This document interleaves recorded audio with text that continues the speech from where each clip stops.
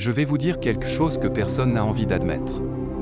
Vous pensez peut-être que payer en cash ou par carte, c'est la même chose. Mais votre cerveau, lui, ne vit pas du tout la même expérience. Et si vous ne comprenez pas ça, vous allez continuer à perdre de l'argent sans même vous en rendre compte. Chaque fois que je sors un billet de mon portefeuille, je ressens une petite douleur. Pas une douleur physique. Une résistance intérieure. Une alerte. Mon cerveau voit le billet partir. Donc il me demande. Est-ce que ça vaut vraiment la peine? Et cette douleur me protège. Mais le jour où j'ai commencé à payer par carte, tout a changé. Plus de billets qui disparaissent. Plus de pertes visibles. Plus de sensations de manque. Mais surtout, plus aucun frein. Le cerveau ne voit rien partir, donc il ne déclenche rien. Aucune alerte. Aucune résistance. Rien. Et c'est là que j'ai compris pourquoi je dépensais plus vite, et souvent sans réfléchir. Les études le montrent clairement. Pour le même produit, les gens sont prêts à payer beaucoup plus avec une carte qu'avec du cash. Pourquoi? Parce que la carte anesthésie la douleur de payer. Elle rend l'achat abstrait.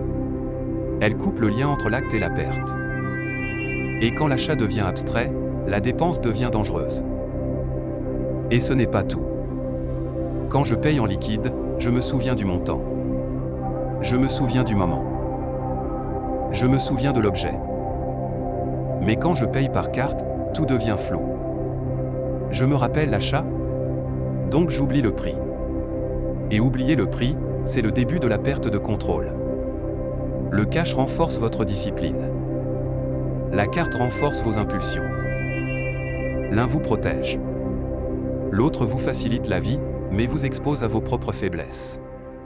Et dans un monde où tout devient digital, où l'argent ne se voit plus, ne se touche plus, ne fait plus mal à dépenser. La vraie question est simple. Comment garder le contrôle quand votre cerveau ne ressent plus rien? La réponse est brutale. Si vous ne recréez pas volontairement la douleur de payer, vous dépenserez toujours trop. Toujours. Comprendre cette différence, c'est déjà reprendre la main. C'est le premier pas vers la liberté financière. Si ce message vous parle, abonnez-vous. Likez pour pousser l'algorithme en ma faveur. Et partagez-le à quelqu'un qui en a besoin. Je parle vrai, parce que je l'ai fait.